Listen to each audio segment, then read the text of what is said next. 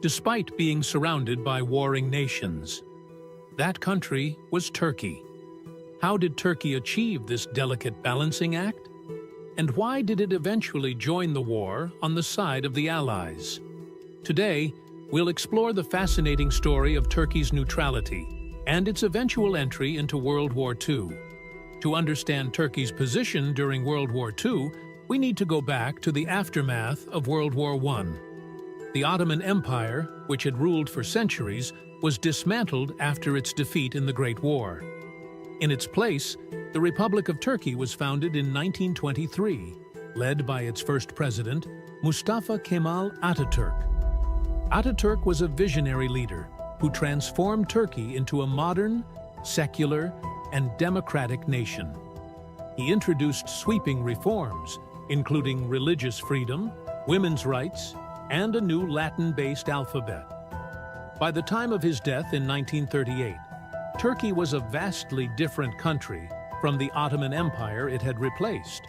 But this transformation came at a cost. Turkey was exhausted from years of war and reform. As the clouds of World War II gathered, the country's new leader, İsmet İnönü, faced a daunting challenge: how to keep Turkey out of another devastating conflict. When World War II broke out in 1939, Turkey found itself in a precarious position. Geographically, it was surrounded by warring nations: Nazi Germany to the northwest, Fascist Italy to the west, and the Soviet Union to the northeast. To the south lay British-controlled territories in the Middle East.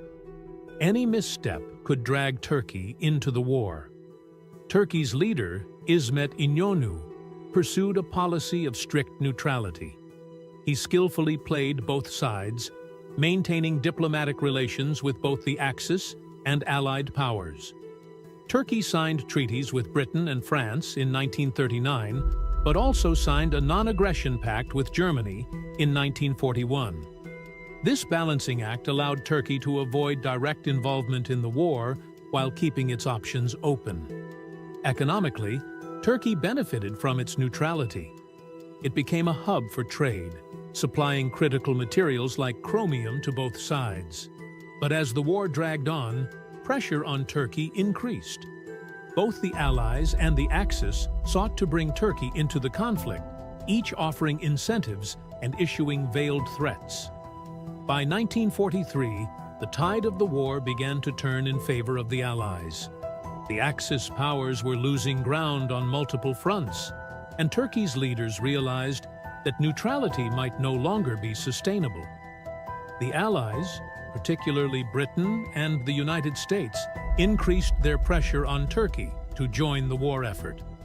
In February 1945, with the war nearing its end, Turkey finally declared war on Germany and Japan. But this was largely a symbolic gesture. Turkey's contribution to the war effort was minimal, as the conflict was already all but decided. However, this move allowed Turkey to secure a seat at the post-war negotiating table, including membership in the newly formed United Nations. Turkey's late entry into the war also helped it avoid the devastation that befell many other nations. By staying neutral for most of the conflict, Turkey preserved its infrastructure, economy, and population, setting the stage for its post-war recovery and modernization.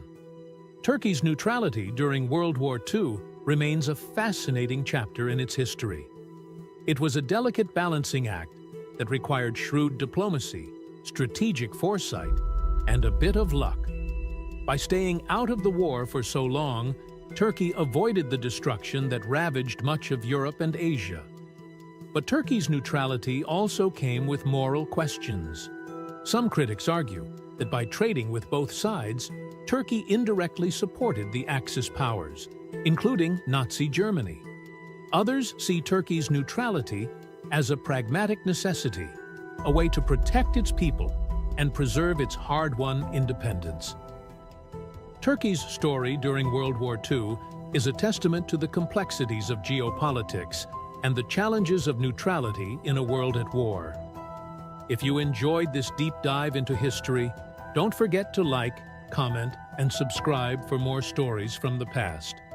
Until next time, this is History Captain, signing off.